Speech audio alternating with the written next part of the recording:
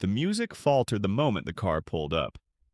A black Rolls-Royce slid silently across the marble driveway of Echo Gardens Pavilion, the venue lit like a palace for Kelechi's wedding reception.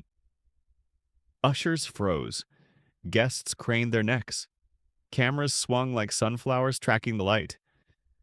The door opened, and two children stepped out first. A boy and a girl, maybe 4 years old, dressed in finely tailored aso-oke, hands held together. Their faces were radiant, calm, curious. Then their mother emerged. Amara, tall, poised, skin smooth like burnished bronze. Her gown, champagne silk with hand-woven silver at the waist, shimmered with understated power. She walked as though the ground belonged to her. Not arrogant, but unshakably certain. No necklace of noise, no entourage of clamor. Just quiet wealth and grace. A ripple ran through the crowd. People whispered, "Is that not Amara? Kelechi's first wife? The one he left. But she has children now?" Across the room, Kelechi, the groom, turned to see what everyone had noticed. His smile, practiced for photos, collapsed. The hand holding a champagne flute trembled. He had sent the invitation himself. A cruel, private joke. "Come and see what you missed," he had scribbled, thinking she would arrive small, maybe desperate, maybe not at all. But here she was. Beautiful, composed, with twins who looked like living proof that the woman he had discarded had built a life without him. The bride, Adizay, rich and regal in her second outfit, glanced at her husband, catching the flicker of shock he failed to hide. She didn't know the full story yet, but she understood something had shifted. Amara took a seat quietly with her children and husband. Obiora Okonkwo, a man whose presence did not shout but filled the room anyway. The room seemed to lean toward their table. To understand the silence that followed her entrance, you have to go back to when Amara first met Kelechi. It was during their youth service here in Imo State. The sun was merciless that first day. Amara, then a fresh graduate with big eyes and bigger dreams, was struggling with a suitcase too heavy for one person. Kelechi, lean and ambitious, ran over and helped her drag it across the gravel. He smiled, boyish and eager. "Let me help you before this thing breaks your back," he joked, wiping sweat. "Thank you," she said shyly. It was the first of many small rescues. They became friends quickly, walking to parade ground together, sharing sachet water, laughing through long drills. She loved literature and told stories about her grandmother's village. He spoke endlessly about becoming a man of success. They danced during campfire nights, and when the posting list put them in the same town, fate felt like a promise. Their first home after service was a single room with a leaky roof and a stubborn door. Amara taught at a local school and took sewing jobs at night to supplement Kelechi's meager internship pay. They shared everything, food, dreams, even despair when rent was due. Yet love lived there, strong and hopeful. They would laugh while cooking beans that refused to soften, whispering plans about the future. When they finally married, a modest registry wedding followed by a small reception. Their joy was sincere. They promised each other a better tomorrow, but tomorrow was slow to come. Months passed, then years. Children did not come. At first they were playful about it. "Babies know Lagos traffic is bad," Kelechi would say, making her laugh. But as time stretched, laughter grew thin. Relatives became doctors without degrees. "Have you tried bitter leaf soaked 3 days? Stop okra. Pray harder." Each word felt like a stone. They saw real doctors too. Tests, scans. The diagnosis came. Unexplained infertility. A phrase that says nothing but steals hope. They prayed, tried treatments, waited. Kelechi began to change. Disappointments at work piled up. Money was scarce. Frustration turned him restless, sharp. He started coming home late, eyes tired, shoulders tight. When Amara paid bills from her sewing, he once muttered, "So you enjoy being the man." Another time he snapped at her, humming, "Must you sing all the time?" One night, after a family event where pity followed her like a shadow, he said the words that cut deepest. "Maybe I should just try with someone else, to know where the problem really is." The silence that followed was louder than any fight. Amara didn't scream. She only stared, tears burning but refusing to fall. Something inside her cracked that night. Still, she tried. She held on to the man she had built life with. But love can't survive long where respect is dying. When Kelechi finally got a big break, a promotion, new salary, new circles, he changed faster. New friends, wealthier company, parties where she felt invisible. And then Ada Easy appeared, born into money, confident, glamorous. Gossip reached Amara before Kelechi's honesty did. When she asked him directly, he didn't lie. Yes, he said, tired but firm. She understands where I'm going. And I do not, she whispered. You did, but you're domestic. Domestic. The word fell like a slap. Everything she had sacrificed, nights sewing while he slept, prayers over empty pots, supporting his ambition, reduced to domestic. Soon the marriage ended.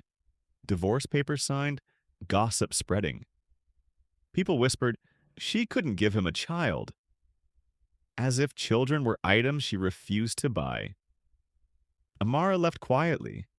No drama, no public fights. She packed her pain and went home to her grandmother, Mama and Kem, wise, strong, unshaken by life's storms. Mama and Kem held her and said simply, "My daughter, you held the ladder so he could climb. He kicked it away, but your legs still work. Start again." In the quiet of the village, Amara began to heal. She threw herself into her sewing, but this time not for survival, for vision. She started a small line of clothes using traditional weaves, adding modern design. Slowly, orders grew. Instagram noticed, then boutiques, then export buyers.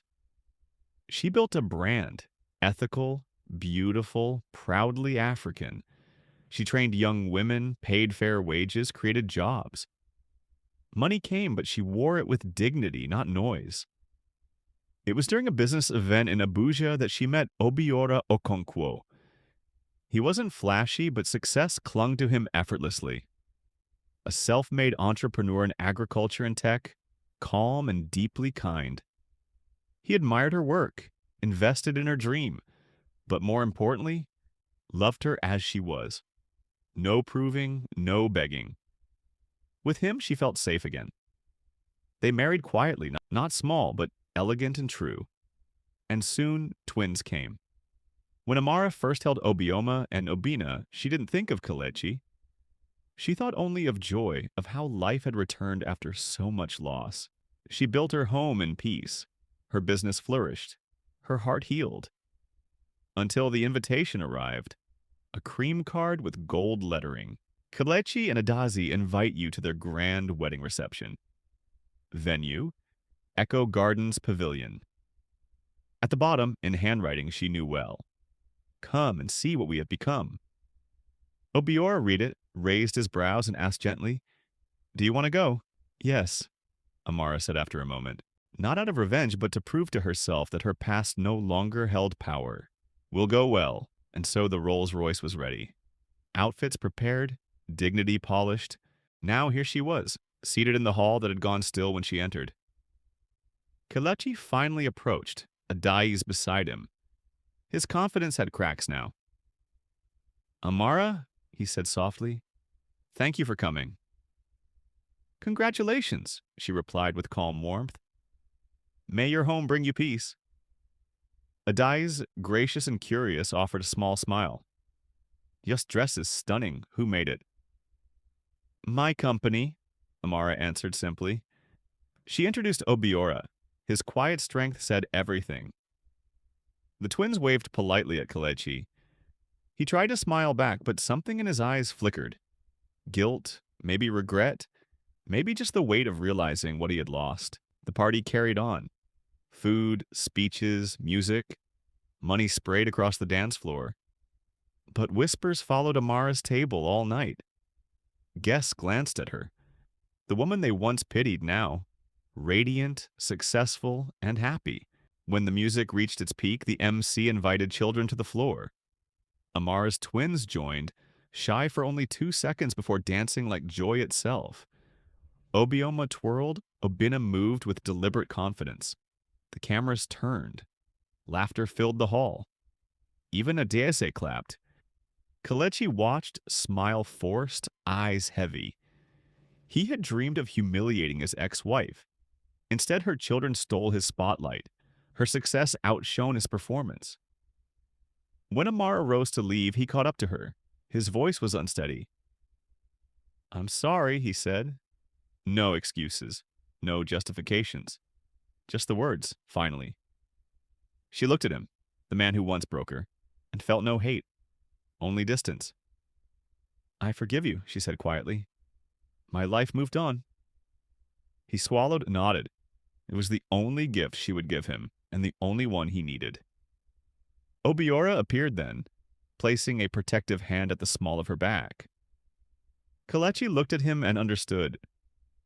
This is what real safety for a woman looks like. He stepped aside. People talked for weeks, some exaggerated, some speculated, but the core was true. The woman he invited to mock walked in with grace, success, and a family of her own. She didn't shout, didn't seek revenge. She simply lived well. Back home that night, Amara tucked her twins into bed. On the balcony, she sipped tea with Obiora. The air was cool, peaceful. "Do you regret going?" he asked. "No," she said. "I wanted to know if my past still had power over me. And it doesn't." He smiled and kissed her. Somewhere outside, rain began to fall. Soft, healing rain. Amara closed her eyes and let it wash the last remnants of pain away. Her story was hers again. When life tries to humiliate you, rise quietly, rebuild, and walk back with dignity. The greatest revenge is a life beautifully lived.